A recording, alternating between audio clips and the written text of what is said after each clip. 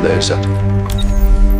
Some failures remain small, forgotten within the steady churn of classified routine, but others. The world's complexity could not always be untangled by logic or surveillance, for events often In the unfolded. uneasy years after the Second World War, when victory felt fragile and new tensions stirred beneath the surface of triumph, America searched for certainty in an age shaped by shifting alliances and invisible threats that crept through borders with the silence of smoke. The Central Intelligence Agency, born from fear as much as strategy, emerged as the nation's shield, a clandestine guardian sworn to read the world's deepest intentions before they could ignite into disaster, promising leaders that hidden dangers could be tamed by hidden hands. Yet power carried expectations heavier than any official dared admit, for the agency soon discovered that omniscience was an illusion, and even the sharpest eyes could be blinded by assumptions, ambition, or the simple human hope that the world moved in predictable patterns. Inside rooms locked behind steel and secrecy, analysts spoke in careful tones, projecting confidence while privately wrestling with doubts that grew whenever intelligence points fractured into contradictions that no amount of reasoning could neatly bind into certainty. Presidents demanded clarity, allies demanded answers, and adversaries demanded nothing at all, content to let confusion do their work for them and weaving deception so subtle that even seasoned officers could mistake false signals for truth whispered through trusted channels. The public imagined the agency as a force operating with flawless precision, yet within its walls lay a different story, a story of rushed reports, missed clues, and quiet warnings lost beneath layers of bureaucratic noise that grew heavier as global tensions stretched outward. Some failures remained small, forgotten within the steady churn of classified routine, but others swelled into disasters that shook Washington's confidence, revealing cracks no leader wanted exposed, cracks that proved even the most powerful intelligence service had frailties. Officials learned that the world's complexity could not always be untangled by logic or surveillance, for events often unfolded with a chaotic rhythm untouched by strategy, leaving the agency reacting to storms it believed it could predict, yet never fully understood. Across continents, operations designed with meticulous precision unraveled for reasons no briefing had anticipated, reminding officers that human motives could shift like wind, and that even the smallest overlooked detail could transform certainty into sudden humiliation. These were the moments the nation never saw, moments where silence echoed through secure corridors as officers stared at maps newly stained by failure, knowing that the cost would linger not in headlines but in trust fractured among those sworn to guard the Republic. And as decades passed, one truth became impossible to ignore. The CIA's shadowed history was not defined solely by triumph, but by missteps buried deep within sealed archives, where each failure waited like a dormant wound, reminding America that even its protectors could falter. For in the world of intelligence, victory was fleeting, but embarrassment endured, engraved not in public memory, but in classified reports read only by those who understood that the greatest danger to a powerful nation was not its enemies, but the secrets it feared to face. Within the agency's inner circles, there existed a quiet understanding that some operations were doomed long before they began, undone not by enemies or sabotage, but by fragments of uncertainty ignored during planning, fragments that later expanded into the silent disasters no one wished to claim, yet everyone felt as an unspoken weight pressing upon the conscience of the institution. One such failure unfolded in a remote region where influence was believed fragile, a place where analysts predicted a swift outcome shaped by carefully cultivated alliances. Yet the human fabric of the area had been misread, leading local factions to shift loyalties with a complexity far beyond the agency's models, turning a confident plan into a chain of miscalculations. Agents in the field sent early warnings, subtle indicators that the political landscape was drifting in ways unforeseen. But those signals passed through layers of review where urgency was softened, reshaped by analysts unwilling to challenge assumptions baked into years of strategic thinking, creating a quiet momentum toward an outcome few were prepared to face. As the operation progressed, unexpected movements rippled through the region, alliances bending, promises dissolving, and rival groups forming coalitions the agency had not anticipated, revealing how little control truly existed over events shaped by local histories far older than any foreign assessment, histories written by generations whose motives no outsider could fully comprehend.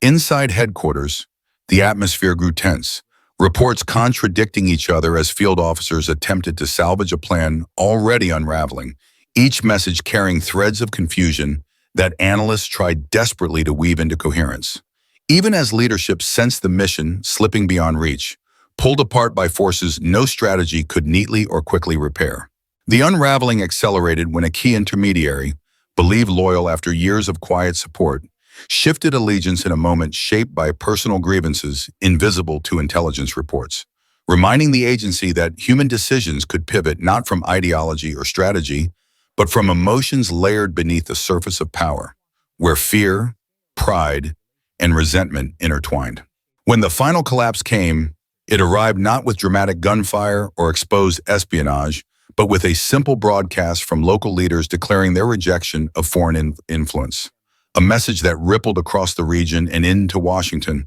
exposing the operation's failure in a way no cover story could conceal, forcing officials to confront the depth of their misjudgment. In private rooms, senior officers reviewed the sequence of events with grim clarity, tracing how a few overlooked details, dismissed reports, flawed assumptions, cultural misunderstandings, had spiraled into a failure that weakened credibility and emboldened adversaries who used the moment to demonstrate that even America's secret hand could falter when misreading the human terrain. The aftermath proved it even more painful than the failure itself, for congressional committees requested explanations cloaked in diplomatic language, while foreign allies questioned whether the agency still possessed the precision it claimed, sparking quiet debates inside Washington about the limits of influence and the danger of believing foresight was ever absolute. Among the rank and file, the operation became a cautionary tale whispered during training sessions, a reminder that intelligence was not a science of certainty, but a fragile art shaped by intuition, humility, and the willingness to challenge one's own conclusions before history delivered its verdict with the cold indifference that haunted every miscalculated step. And so the agency carried the weight of this hidden embarrassment forward, filing the operation into classified archives where it joined a growing collection of lessons unspoken, proof that even the most powerful guardians of a nation could stumble when they believed the world would bend to their understanding rather than reveal its truths in its own deliberate, unforgiving way. As global tensions deepened and alliances shifted with quiet unpredictability, the agency turned increasingly to its analysts, believing that careful interpretation of scattered signals could prevent the next humiliation. Yet within those dimly lit rooms, the truth slowly emerged. Analysis itself had become a fragile instrument, vulnerable to bias, pressure, and the limits of human sight. Reports arrived from distant embassies, intercepted communications, economic shifts, and subtle political tremors, forming a vast mosaic no single mind could fully comprehend. And yet decisions were demanded with urgency, forcing analysts to build narratives from fragments that refused to fit neatly, leaving gaps filled by inference rather than certainty, a dangerous foundation for fate. One particularly haunting misjudgment began with a seemingly routine briefing about a rising movement believed too small to influence national stability, its members dismissed as scattered idealists with little structure or reach, a conclusion supported by years of data that appeared consistent but concealed in evolution occurring quietly beneath the notice of distant observers. Younger analysts raised concerns, noting that the group's language had shifted subtly towards strategic unity, but their warnings were softened in final summaries, overshadowed by the agency's long-standing belief that such movements imploded under their own contradictions, a belief rooted more in institutional memory than in the rapidly changing reality unfolding on the ground. When the movement surged unexpectedly, gaining supporters across rural regions previously deemed stable, the agency scrambled to reassess. Yet its newest reports contradicted older assumptions so sharply that leadership hesitated to act, uncertain whether the shift represented genuine threat or simply noise amplified by sources eager to appear more informed than they truly were. As days passed, political momentum grew in ways that puzzled even local officials, revealing how deeply the agency had underestimated the grievances that fueled the movement. Grievances woven through years of economic decline, cultural tension, and unaddressed fears, all elements dismissed as irrelevant by analysts who trusted their models more than the voices echoing from the ground. By the time Washington acknowledged the scale of the miscalculation, the movement had already shaped elections, altered regional power structures, and inspired neighboring groups to follow similar paths, creating a cascading shift that left allies bewildered and adversaries quietly celebrating the agency's failure to foresee the political storm building in plain sight. Inside headquarters, the atmosphere grew somber as internal reviews exposed the roots of the mistake: outdated assumptions, over-reliance on old data sets, and the subtle pressure to deliver answers that aligned with policy expectations, not with the uncomfortable truths rising from field reports that had been overlooked, misunderstood, or prematurely dismissed. Some veteran analysts admitted privately that the failure stemmed from a deeper flaw: the belief that human societies moved in predictable cycles, when in reality they were shaped by emotion, memory, and sudden collective resolve, forces no algorithm could fully capture, especially when filtered through layers of bureaucracy that dulled the urgency carried in early warning signals. The embarrassment deepened when foreign partners requested clarifications the agency could not provide, questioning how a nation with such vast intelligence resources had missed a movement that its own people had sensed months earlier, leaving Washington to confront the uncomfortable truth that insight required humility, and humility had long been overshadowed by confidence. Thus, the failure entered the agency's quiet history, preserved not in public accounts, but in confidential lessons circulated among analysts who understood that the greatest danger lay not in the unknown, but in believing one already knew enough. A belief that echoed through halls still haunted by the realization that even the sharpest minds could misread the human heart. In the dim corridors of intelligence history, there exists a category of failure so delicate and so deeply buried that even seasoned officers speak of them with lowered voices, as though the walls themselves might remember. For these were not missteps born of miscalculation alone, but moments when the agency confronted the limits of human perception, courage,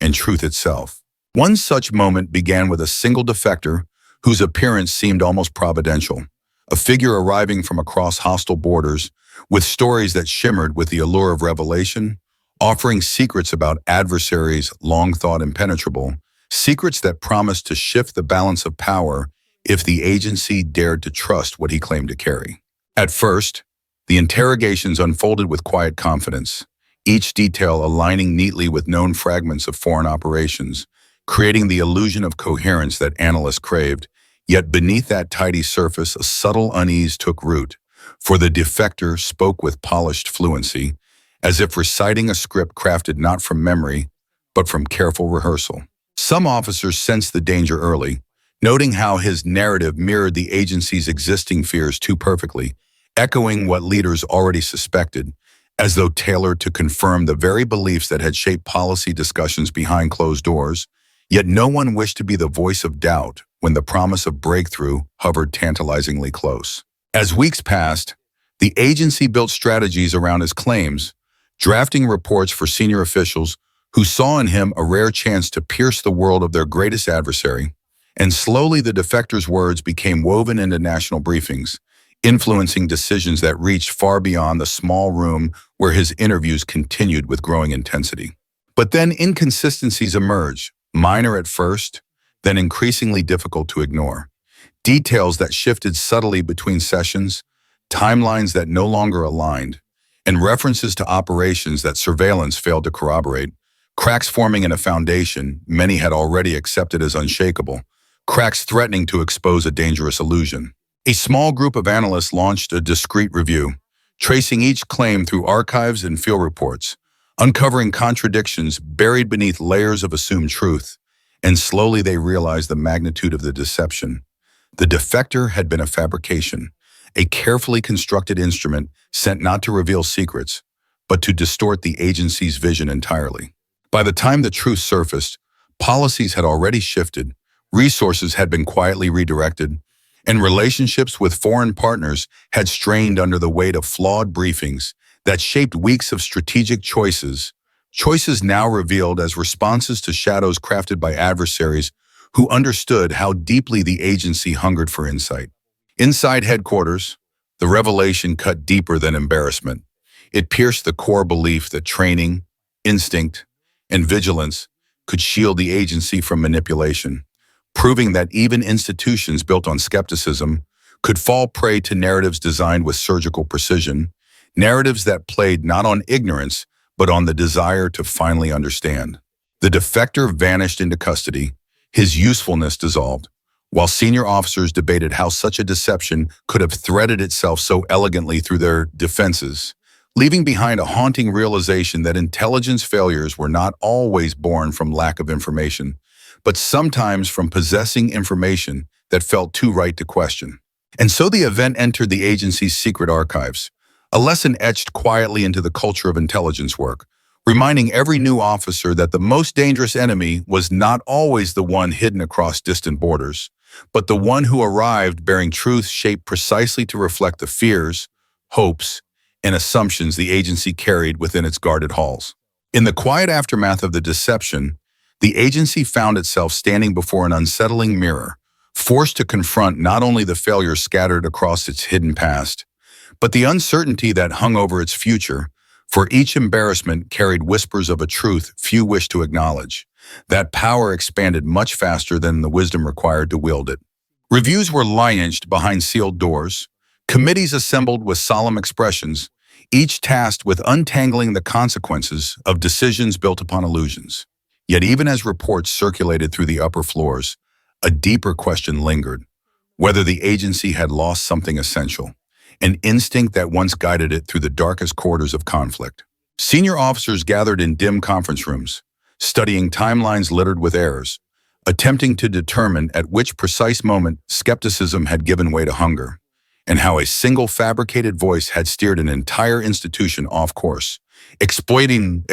weaknesses no technology or protocol had ever been designed to protect against. Some argued for stricter oversight, insisting that the failures of the past decade revealed structural flaws too dangerous to ignore, while others warned that excessive scrutiny would cripple the speed required to counter emerging threats, turning intelligence work into a labyrinth of hesitation that adversaries would eagerly exploit without mercy. Yet beneath the debates lay a quieter understanding, shared only among those who had served long enough to see history repeat itself,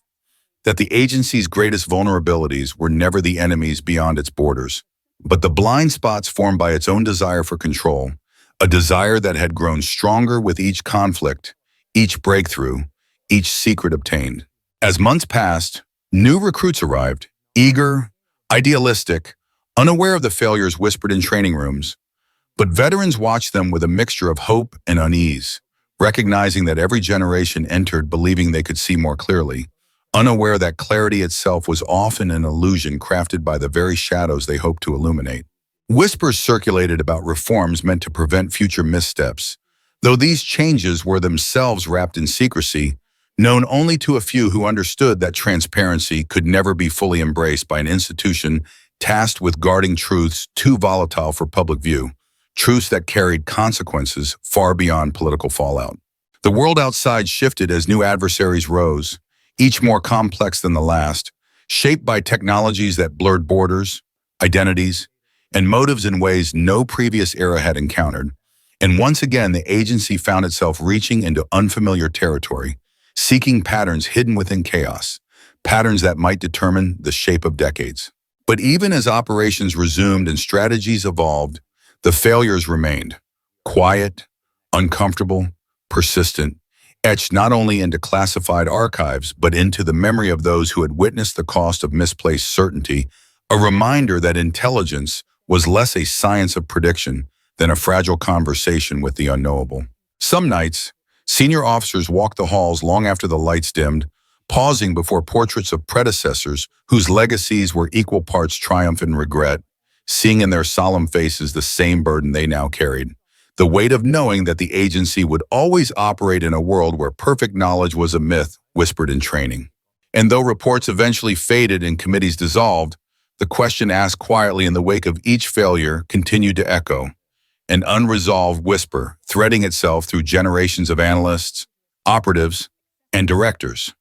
Whether the agency protected the nation from danger or merely postponed dangers it would one day have to confront. In the end, The agency moved forward as it always had, neither broken nor absolved, but suspended in the half-light where truth and uncertainty intertwined, shaping a legacy that would never be fully known to the public. A legacy kept alive in the shadows where victories remained unnamed and failures lingered like ghosts refusing to be forgotten. For in the world of secrets, nothing ever ended cleanly. Each lesson carved into silence, each misstep echoing beyond its time, reminding those who listened that even the most powerful institutions could falter, and that somewhere, deep within the archives, lay stories still waiting to surface. Stories that, once revealed, might reshape history again.